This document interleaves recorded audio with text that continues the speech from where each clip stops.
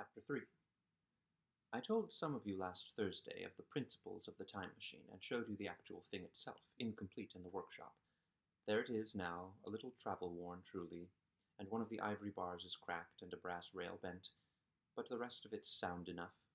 I expected to finish it on Friday, but on Friday, when the putting together was nearly done, I found that one of the nickel bars was exactly 1 inch too short, and this I had to get remade, so that the thing was not complete until this morning. It was at 10 o'clock today that the first of all time machines began its career. I gave it a last tap, tried all the screws again, put one more drop of oil on the quartz rod, and sat myself in the saddle. I suppose a suicide who holds a pistol to his skull feels much the same wonder at what will come next as I felt then. I took the starting lever in one hand and the stopping one in the other. I pressed the first, and almost immediately the second. I seemed to reel. I felt a nightmare sensation of falling, and looking round, I saw the laboratory exactly as before. Had anything happened? For a moment I suspected that my intellect had tricked me. Then I noted the clock. A moment before, as it seemed, it had stood at a minute or so past 10. Now it was nearly 3:30.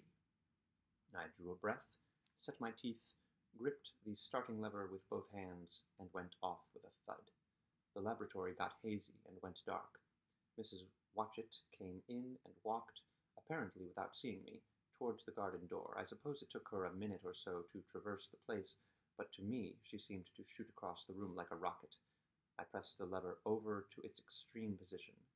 The night came like the turning out of a lamp, and in another moment came tomorrow. The laboratory grew faint and hazy, then fainter and ever fainter. Tomorrow night came black, then day again. Night again, day again, faster and faster still. An eddying murmur filled my ears, and a strange dumb confusedness descended on my mind. I am afraid I cannot convey the peculiar sensations of time traveling. They are excessively unpleasant. There is a feeling exactly like that one has upon a switchback, of a helpless headlong motion. I felt the same horrible anticipation, too, of an imminent smash. As I put on pace, night followed day like the flapping of a black wing. The dim suggestion of the laboratory seemed presently to fall away from me, and I saw the sun hopping swiftly across the sky, leaping it every minute, and every minute marking a day. I suppose the laboratory had been destroyed, and I had come into the open air. I had a dim impression of scaffolding, but I was already going too fast to be conscious of any moving things. The slowest snail that ever crawled dashed by too fast for me. The twinkling succession of darkness and light was excessively painful to the eye. Then, in the intermittent darkness, I saw the moon spinning swiftly through her quarters from new to full, and had a faint glimpse of the circling stars. Presently, as I went on, still gaining velocity, the palpitation of night and day merged into one continuous grayness. The sky took on a wonderful deepness of blue, a splendid luminous color like that of early twilight.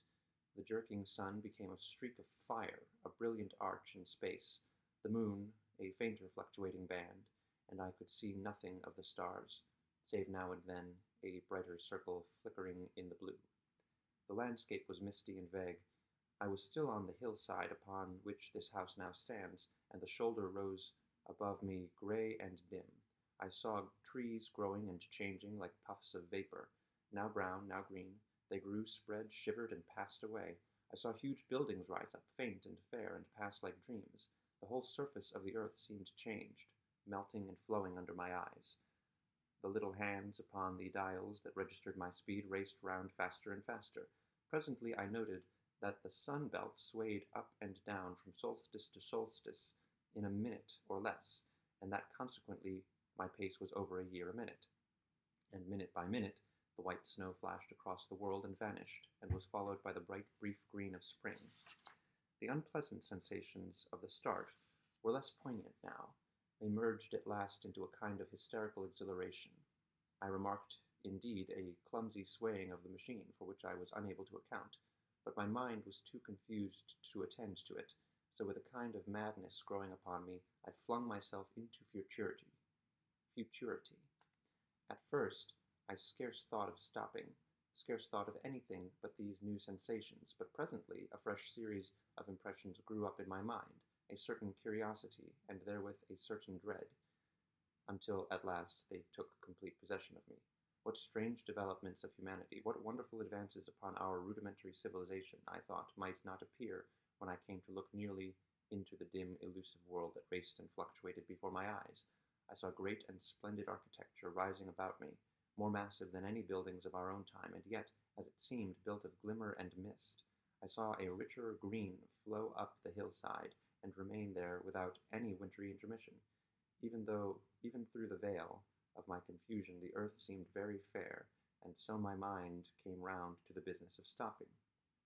The peculiar risk lay in the possibility of my finding some substance in the space which I or the machine occupied. So long as I travelled at high velocity through time, this scarcely mattered. I was, so to speak, attenuated, was slipping like a vapor through the interstices of intervening substances, but to come to a stop involved the jamming of myself molecule by molecule into whatever lay in my way, meant bringing my atoms into such intimate contact with those of the obstacle that a profound chemical reaction, possibly a far-reaching explosion, would result and blow myself and my apparatus out of all possible dimensions into the unknown. This possibility had occurred to me again and again while I was making the machine, but then I had cheerfully accepted it as an unavoidable risk, one of the risks a man has got to take. Now the risk was inevitable. I no longer saw it in the same cheerful light. The fact is that insensibly the absolute strangeness of everything, the sickly jarring and swaying of the machine, above all, the feeling of prolonged falling, had absolutely upset my nerve. I told myself that I could never stop, and with a gust of petulance I resolved to stop forthwith. Like an impatient fool, I lugged over the lever, and incontinently the thing went reeling over, and I was flung headlong through the air.